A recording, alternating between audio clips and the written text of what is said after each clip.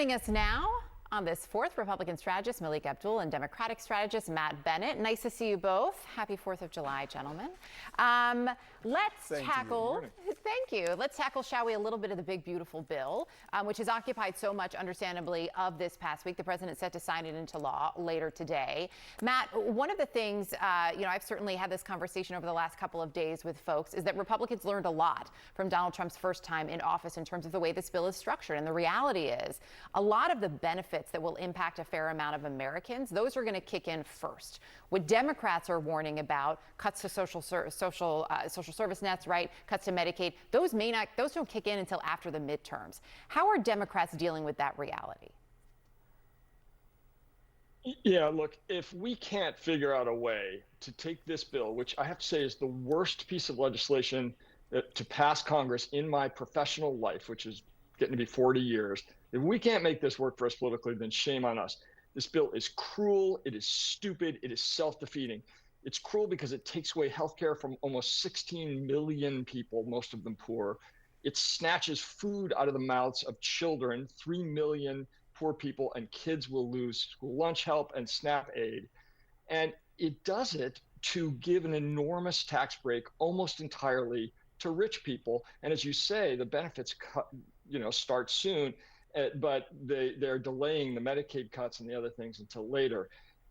I think sometimes the work in Washington is complicated and people don't really get it.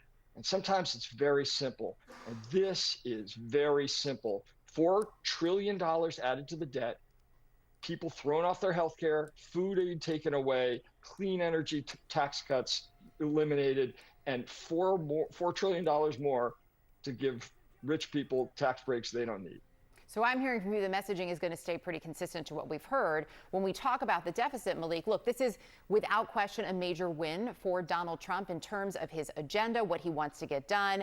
He gets that win. He gets that victory lap. There's also the reality here that the math is going to math. The deficit is going to deficit. And no matter how creative the math has become in terms of the deficit, there are a number of conservatives who are worried about what is coming in terms of that ballooning number. Does the deficit not matter anymore broadly to Republicans? Well, it depends on who you're talking to. Obviously, a lot of the deficit hawks, they have always had concerns with the rising deficit. But believe it or not, when I'm talking to people around the country who are either emailing or calling about things that are happening in the country, they're not as concerned about the deficit as they are to making sure that they're being able to benefit from the programs. And I think that a lot of the things, and this is what Donald Trump has to continue to do, is to talk about the things that are beneficial to Americans in the actual bill. A lot of these things, and we talked about the first term and the lessons learned in the first term, Donald Trump, the plan this time around is to capitalize on the things that he did in the first term. So those tax rates, those individual tax rates are no longer going to go up now. They're permanent. A lot of the things that he's doing around, whether that's child care, the child tax credit, obviously there's going to be things in the bill for people on both sides to have a problem with. But at the end of the day, what Donald Trump did in this very extraordinary week, within 6 months of his administration, he actually did something extraordinary, and I think that he's going to be rewarded with that next year and probably on into 2028. Extraordinary week for the president. So but the deficit then not a concern. You're saying it's not a concern with voters. When we look at where things stand and what we saw from the Minority Leader Hakeem Jeffries yesterday, giving Matt the longest speech in modern House history as part of his magic minute, right, in process of this bill. The Democrats knew it was going to pass anyway. Practically speaking, in a moment like that, Democrats rallying behind the leader, does that help Americans, though, who are concerned about losing coverage? How does that moment help constituents? Well, look, I think that nobody thinks a speech on the floor of the House is going to necessarily help constituents. What it's intended to do is clarify for people exactly what is happening. And because, as we just heard reported, Trump is out there lying about the bill already, as he always does. And Republicans are going to say, oh, we just avoided your taxes going up. Well, depends on who you are. If you are very wealthy, then yes, you get enormous benefits from this tax bill. But as Leader Jeffries and other Democrats have made clear, this bill hurts you if you are poor, and it barely does a thing for you if you're middle class.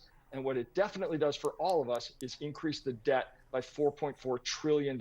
And eventually, that debt is going to make it harder to get a home loan or a car loan. It's because the bond market's going to be affected, and it's going to hurt all of us. So it's important for people like Jeffries to make that point over and over and over.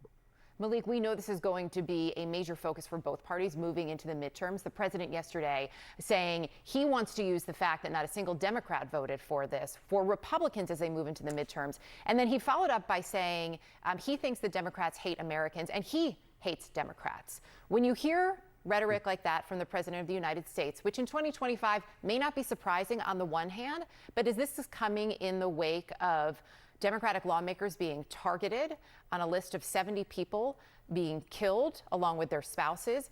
Do you have any concerns about that rhetoric in this moment?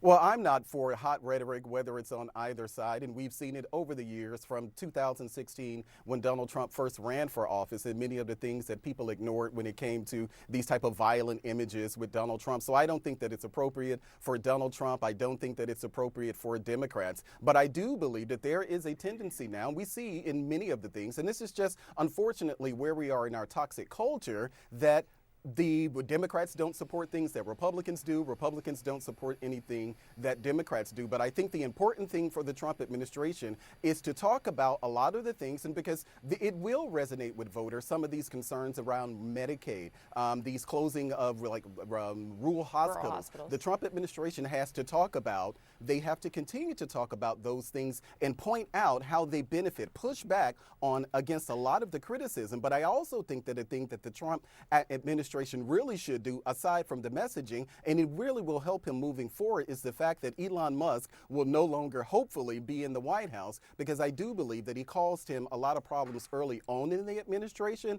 And so this is an opportunity for the Trump administration to now reset, because he has a lot of wins under his belt, not just on the domestic front, but also when it comes to our foreign policy as well. We will see what happens with that. Nice to have you both here this morning. Thank you.